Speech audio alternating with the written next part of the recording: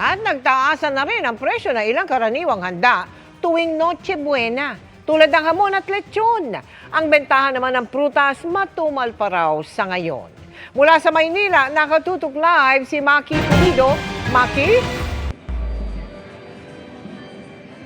Alam mo nga, Tita Mele, umaaray, mapanegosyante man o mamimiling nakausap namin dahil sa napakamahal daw na presyo ng bilihin, medyo extra challenge ang pagbabudget para sa Noche Buena.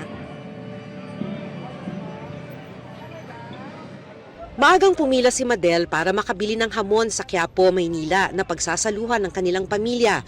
Para magkasya ang budget, 1/4 kilo lang ng scrap at sliced ham ang kanyang binili. Ito po scrap 1 slice, ito po 1/4.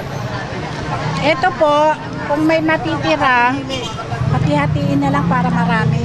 Para may mga salo-salo lang po kami. 450 pesos ang 1/4 scrap ham na binili ni Madel, 470 pesos naman ang 1/4 na sliced ham. Kung 1 kilo kasi, papatak ng 1,800 pesos. Nagmahal ng 20 hanggang 40 pesos per kilo ang binibentang ham dito sa Quiapo. Wala pong budget para lang magkaroon ng yung mesa namin. Para pagdating ng Pasko, happy together kami. Ang lechon sa La Loma, Quezon City, mas mahal na ng nasa 2,000 piso kumpara noong nakaraang taon. Ang regular size na 10 to 11 kilos na lechon, 16,500 pesos na mula sa 14,500. Pwede namang per kilo na 1,700 pesos, kalahating kilo 850 at 1/4 sa 500 pesos. Matumal pa raw ang bentahan, sabi ng may-ari ng isa sa mga tindahan. Tumakas po kaya lang pagtawad ng customer, talagang tumatumal. Kahit tumabla o malugi ng konti, bigay po para wag lang matira. Matamlay ang bentahan kahit ng prutasang ito sa Quiapo. Matumal na nga, tingi pa raw mamili ang mga customer kaya ang kita kulang pa para sa inutang na puhunan.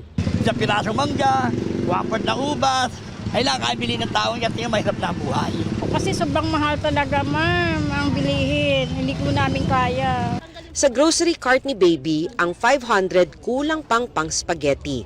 149 pesos ang isang balot ng pasta na may sauce, 144 pesos ang cheese at 244 pesos ang pangsahog na pork o may total na 537 pesos. Di pa kasama ang hotdog dyan. Sabi nga ni Baby, alangan namang spaghetti lang ang handa mo. Birthday ni Jesus. Yung birthday nga natin, sineselebrate natin na maayos eh.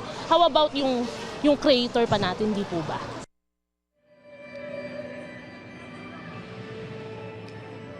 Kasama rin naman sa pagdiriwang ng Pasko ang pagsisimba. Dito sa Quiapo Church sa December 24, 8 p.m. alas 8 ng gabi magsisimula ang panunuluyan. At pagkatapos ito, 9 p.m. ang Misa de Gallo. Tita Mel?